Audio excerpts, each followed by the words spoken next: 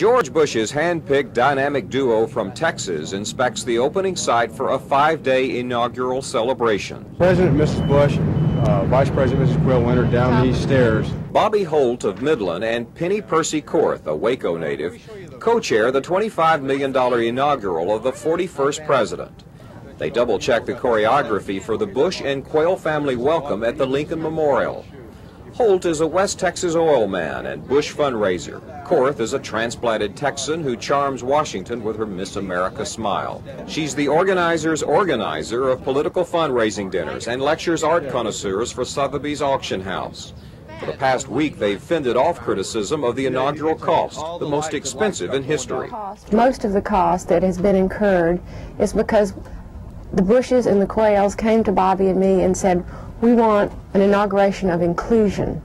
We want as many people as possible to be able to come to Washington without thinking they have to spend a lot of money. 650 paid workers and 30,000 volunteers, including Holt and Korth, are behind 26 events. It has been a crash 60-day project. Bobby Holt says it's been tougher to put together than any Texas oil deal. The staple joke in Washington is that thousands of Texans are coming to town, each claiming to know George Bush. Insider Bobby Holt prefers to call himself a friend, not an advisor to the president. But he says he would speak up if the president wasn't being well served. Sure, as any friend to another friend, I would advise you, or inform you, not the word advise, inform you. Sure, because I've got a lot of friends, and they might agree with me, they might disagree on my perspective and my view. Certainly I would, as I would any good friend. Abe Lincoln is expected to look down on an opening crowd of 20,000.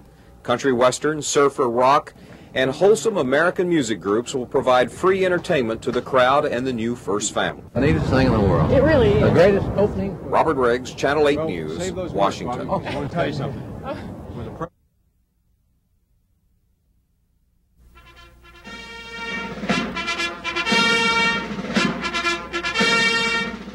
Stepping from Abraham Lincoln's shadow, President-elect George Bush sought to make a dramatic connection with the nation's most revered Republican president. George and Barbara Bush, Vice President-elect Dan and Marilyn Quayle opened a 5-day inaugural celebration at the Lincoln Memorial. Navy jets saluted the president-elect, himself a Navy flyer in World War II. Army parachutists gracefully dropped in. The ceremony struck a patriotic note.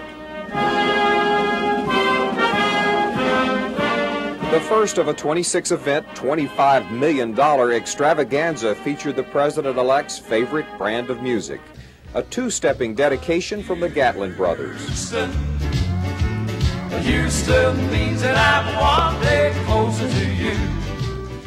40,000 people celebrated the start of the inauguration of the 41st president. The Bush family wanted to set a wholesome tone.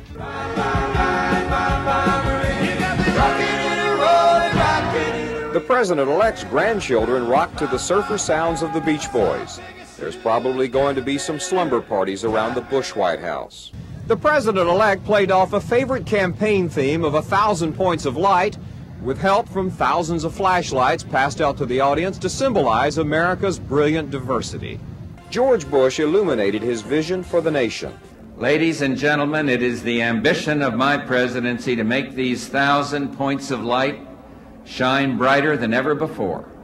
And where today there is darkness, let us work together to bring light to shine on all of God's children. The president-elect stressed the celebration's theme of peace, prosperity, and independence. With Olympic flair, Mr. Bush lit a torch to symbolize the brightness of the country's future.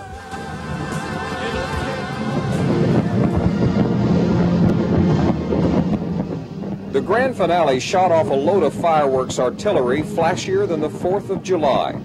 George Bush starts his administration with a bang and the most expensive inaugural in history. Robert Riggs, Channel 8 News, Washington.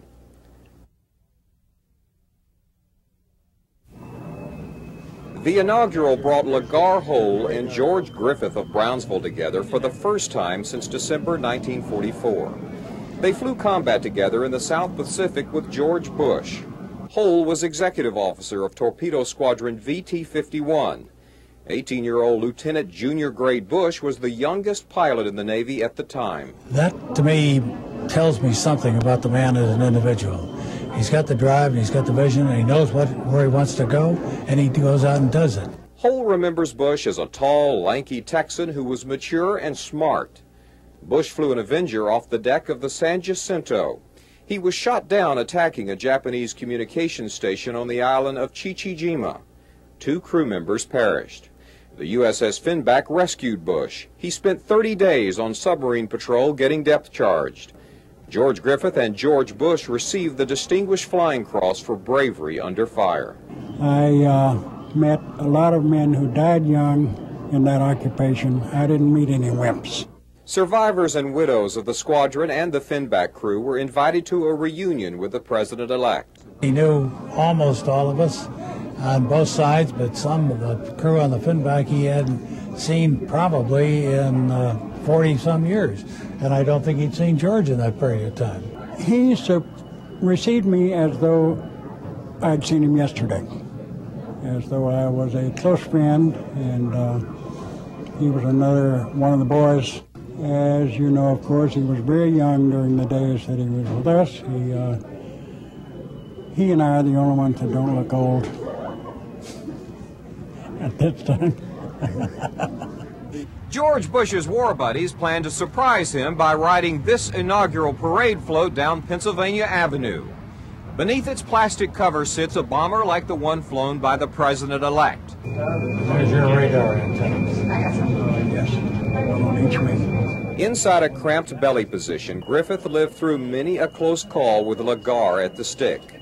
And it was usually George Bush in this cockpit when they weren't. I think he's what we need in the country. He's just going to be a great, great president. Believe me, I'm sure of that. Tomorrow, George Bush takes the presidential oath to live up to his war buddies' expectations. Robert Riggs, Channel 8 News, Washington. Channel 8's Robert Riggs is live tonight over at the White House. Robert? Well, Chip, here on the ellipse across the street from the White House, that breeze that President Bush talked about blows cold. But earlier on Capitol Hill, he delivered a very warm message. It was one that focused on compassion and cooperation. Well, Mr. Bush challenged Americans to extend their helping hands to their less fortunate neighbors. And he extended an olive branch to Congress.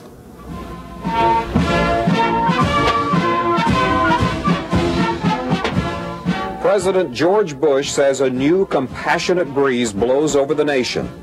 His administration set sail on the 8-year course set by Ronald Reagan. It was a tearful, joyous transition of power for the crowd gathered at the west front of the Capitol. George Bush's first act as president was a prayer. And write on our hearts these words: use power to help people. Predominantly white, well-heeled supporters listened to an inaugural address on the politics of inclusion. George Bush's vision is for a kinder, gentler, more caring nation.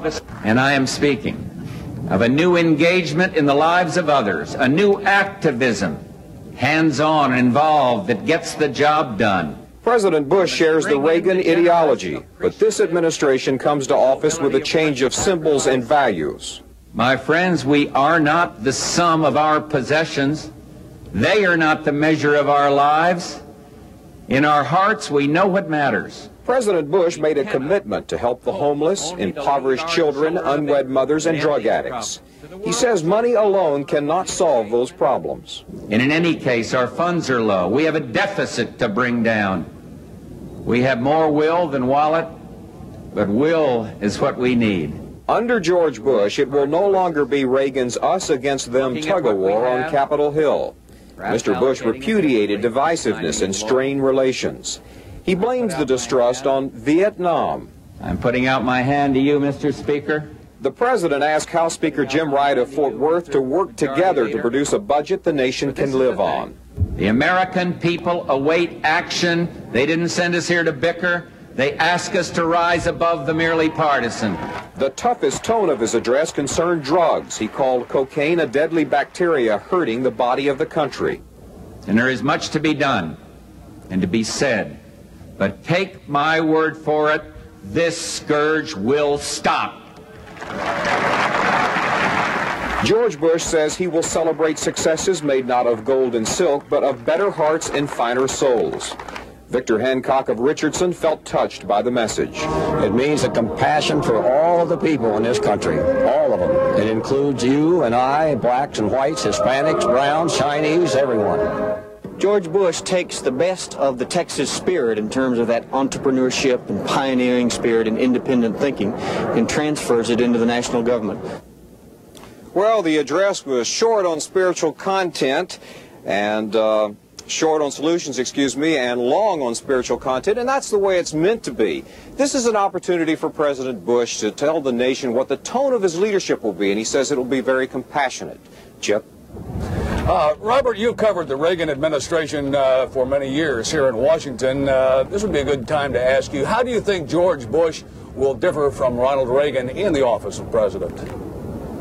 I thought if you read between the lines of the speech today that it was clear that he shares Ronald Reagan's vision for the future in his political beliefs. I think you're going to see a change of style that sharply differs with the Reagan administration. You started seeing that yesterday when Barbara Bush was addressing everyone in the salute to the First Lady. She opened up her jacket and said, no designer labels in the future, no fancy hairdos. And today you started to see some of that with President Bush. And as we think about this more, he's talked about a new activism, that we're going to care more and try to help people. But the thing that was missing today is how we're going to pay for it. Chip? Everyone who is anyone is at the much-awaited to-do called the Black Tie and Boots Bash, including Channel 8's Robert Riggs. Robert, how's the party? Well, John, the Texas State Society is now drawing its door prizes, and some lucky person is about to win a bright red pickup truck. You know, this has been one of the hottest tickets in Washington. It originally sold for $50. They've been scalped for up to $700. The running joke around here has been that so many people from other states wanted to get into this event. There were about 5,500 people let in, but they were going to ask people to show their birth certificates from Texas at the door. Suddenly they realized George Bush couldn't get in. Earlier tonight, for a few minutes, the President and Mrs. Bush stopped by, and this crowd, as you might expect, went wild. I want to show you my boots, but you want to choke down I don't want Anna Richards to think I'm not a Texan.